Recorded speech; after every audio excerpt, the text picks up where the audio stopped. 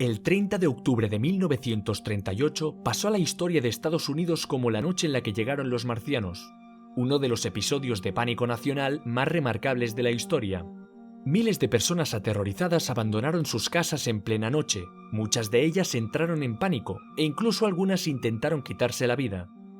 Pero, ¿y si te digo que la causa de este pánico a gran escala fue un programa de radio? Esto es Tops Deluxe y hoy hablaremos del hombre que hizo creer al mundo que llegaban los extraterrestres.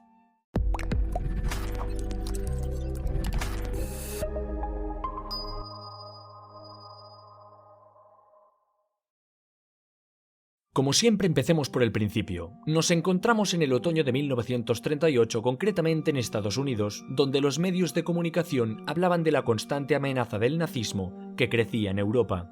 Una amenaza que aumentaba con el paso del tiempo, ya que los alemanes acababan de ocupar militarmente los Sudetes después de los acuerdos de Múnich. En esos tiempos, un joven llamado Orson Welles fue contratado para realizar un programa en la cadena de radio Columbia Broadcasting System, o también dicha CBS. El programa se emitía semanalmente y se basaba en la dramatización de obras literarias. La última semana de octubre del 38, Welles y sus compañeros decidieron interpretar La Guerra de los Mundos, una novela de George Wells. Esta novela fue publicada en 1898, siendo la primera obra de ficción que recreaba una invasión alienígena. La obra originalmente se situaba en la Inglaterra victoriana, pero el joven director decidió ambientarla en los Estados Unidos de aquel mismo año. El día había llegado, las piezas ya se encontraban en su sitio y el equipo entero se encontraba en el plató, acompañado de una orquesta para la dramatización de la obra. El silencio invadió la sala. La emisión de radio con más repercusión de la historia estaba a punto de comenzar. Pero en esos momentos, la calma aún precedía la tormenta. El reloj dio las 9 y la emisión empezó. En la introducción del programa se explicaba que se trataba de una dramatización de la obra de ficción de La Guerra de los Mundos. A continuación, Orson Welles empezó la narración de la obra, aunque esta iba siendo interrumpida periódicamente por un periodista, algo muy común en este tipo de retransmisiones radiofónicas. Pero este programa fue una excepción, ya que ese supuesto periodista llamado Carl Phillips en realidad era un actor que participaba en la obra. Los primeros compases ya empezaban a sonar cuando el periodista interrumpió con el siguiente mensaje. Ladies and gentlemen, we interrupt our program of dance music to bring you a special bulletin from the Intercontinental Radio News. At 20 minutes before 8 Central Time, Professor Farrell of the Mount Jennings Observatory, Chicago, Illinois, reports observing several explosions of incandescent gas occurring at regular intervals on the planet Mars. The spectroscope indicates the gas to be hydrogen and moving toward the Earth with enormous velocity. Esta noticia lanzó una pregunta muy peligrosa a la audiencia. ¿Acaso aquella noticia era cierta? ¿O solo parte de la obra? El espectáculo acababa de empezar. Durante los siguientes minutos, Welles seguiría con la transmisión, pero iría siendo interrumpido por diversos periodistas. Carl Phillips y otros actores fingirían reportar el impacto de meteoritos en distintos puntos de Estados Unidos, consiguiendo que la audiencia que sintonizaba con el programa permaneciera enganchada a sus respectivas radios. En una de estas intervenciones se dio paso a un supuesto profesor de astronomía llamado Pearson, pero realmente se trataba de Orson Welles. Supuestamente él y Carl Phillips viajaron hasta una granja de Nueva Jersey donde había impactado un objeto proveniente del espacio. Según sus narraciones, unos seres de extraño aspecto, con bocas babeantes en forma de V, tentáculos grisáceos y respiración dificultosa, empezaron a salir del extraño objeto. Como podéis imaginar, el pánico empezó a brotar entre los oyentes, ya que muchos habían sintonizado el programa a lo largo de la emisión y creían que las noticias eran reales. No se sabe exactamente cuántas personas se asustaron al creer que la invasión era real, pero la mayoría de estudios ponen la cifra en decenas de miles de personas, con gran afectación en los estados de Nueva Jersey y Nueva York. Y seguramente os preguntaréis, ¿cómo puede ser que tantas personas creyeran que eran noticias reales, si realmente el cielo se encontraba aparentemente tranquilo esa noche? Vamos a ponernos en la piel de un ciudadano estadounidense a finales de los años 30. En esos tiempos, la televisión estaba aún en una fase experimental y en Estados Unidos la radio era el medio por ondas más popular. Era muy común entre las familias norteamericanas tener una radio en el salón y hacer lo que hoy llamaríamos zapping para buscar las mejores emisiones.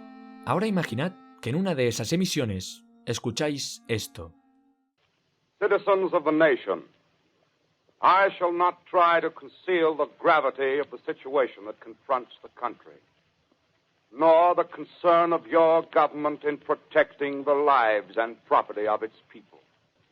In the meantime, placing our faith in God, we must continue the performance of our duties, each and every one of us, so that we may confront this destructive adversary with a nation united, courageous, and consecrated to the preservation of human supremacy on this earth.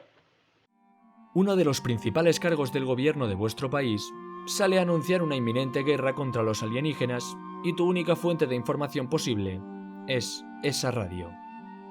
Hoy en día muy probablemente haríamos esto. Bueno, vamos a ver qué hay en Twitter hoy.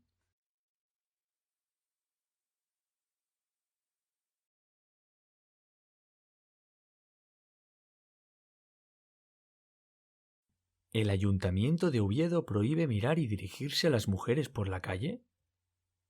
Esto no es cierto. A ver, voy a buscarlo en Google. A ver, es que esto es imposible que sea... Ahí está. Es un bulo, efectivamente. Además era una página web satírica. Madre mía, lo que se cree la gente. Pero volviendo a 1938, en unos tiempos donde no existía Google ni otra fuente de información inmediata salvo la radio, era imposible contrastar si aquella noticia era cierta o no. La única vía posible aquella noche era seguir escuchando la emisión y esperar lo mejor. Pero lógicamente, con el maestro Orson Welles como director, lo peor aún estaba por llegar. El ejército supuestamente había sido desplegado para retener a los alienígenas que empezaban a invadir el territorio. Orson Welles fingía que sintonizaba con los militares en el frente de batalla, mostrando cómo eran aplastados por los fuegos abrasadores y los gases tóxicos de los alienígenas. Incluso en una conexión con los militares, un piloto del ejército que supuestamente iba a bombardear los alienígenas decide lanzarse contra ellos al ver que no tiene otra opción. There they go. The giant arm raised. Green flash. They're spraying us with flame. 2,000 feet. Engines are giving out. No chance to release bombs. Only one thing left. Drop on them, plane and all. We're diving on the first one. Now the engine's gone. 8. Finalmente, los alienígenas llegan hasta Nueva York y el pánico llega a su clímax final. Las comisarías de policía y las redacciones de noticias estaban bloqueadas por las llamadas de oyentes aterrorizados que intentaban protegerse de los ficticios ataques con gas de los marcianos. Miles de neoyorquinos abandonaron sus casas al escuchar sobre el supuesto avance de los marcianos. Finalmente, entre tal caos, llegó el mensaje de tranquilidad que todos esperaban. Orson Welles explicó que todo aquello había sido una ficción para celebrar la festividad de Halloween. Al día siguiente saltaron protestas exigiendo responsabilidades, de modo que el propio Orson Welles salió a pedir perdón por los sucesos. Este evento de histeria colectiva demostró el poder que tienen los medios de comunicación sobre las masas y cómo éstas pueden ser fácilmente manipulables. Después de este suceso, Orson Welles se vio catapultado como dramaturgo, llegando a ser uno de los directores de cine más influentes del siglo XX. Y hasta aquí el vídeo de hoy. Espero que os haya gustado. Si es así, no olvidéis compartirlo con vuestros amigos, familiares o con quien sea. Pero antes que os vayáis, hoy me gustaría que dejarais en comentarios cuál hubiera sido vuestra reacción si hubierais estado sintonizando la emisión durante esa noche. Yo personalmente me hubiera mantenido enganchado a la radio esperando lo mejor. Ahora os toca a vosotros decirme qué hubierais hecho. ¡Hasta pronto!